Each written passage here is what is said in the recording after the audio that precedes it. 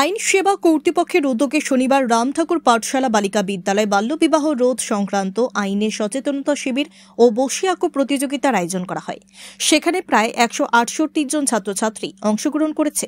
পশ্চিম ত্রিপুরা জেলায় 4টি স্থানে বসি আঁকো প্রতিযোগিতার আয়োজন করা হয়। আজ রামঠাকুর বালিকা বিদ্যালয় সদর এবং জিরানিয়া মহকুমায় বীরেন্দ্রনগর স্কুলে আগামীকাল সদর থেকে 42টি স্কুল নিয়ে এই অনুষ্ঠান অনুষ্ঠিত হয়।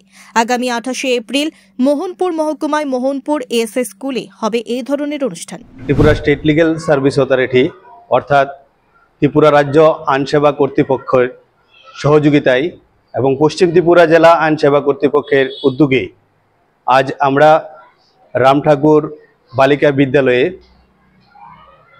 সদর মহকুমারের 97টি স্কুলকে আমরা আমন্ত্রণপত্র দিয়েছি। 97টি স্কুলের মধ্যে আজকে এখানে 49 স্কুলের ছাত্রছাত্রীরা এখানে উপস্থিত হয়েছেন। প্রত্যেক স্কুল থেকে আমরা 5 জন করে এখানে আসার জন্য বলেছি। আজ বাকি স্কুলগুলো আমরা আগামীকাল ত্রিপুরা গভর্নমেন্ট ল কলেজে আমরা একই বিষয় নিয়ে আমরা এখানে ড্রয়িং কম্পিটিশন করব।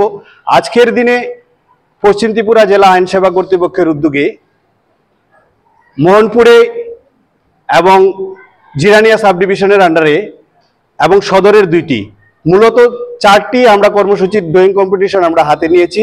তার মধ্যে আজকের এখানে হচ্ছে, আর জিরানিয়া বীরেন্দ্রনগর স্কুলেও একই সময়ের মধ্যে ড্রয়িং কম্পিটিশন হচ্ছে।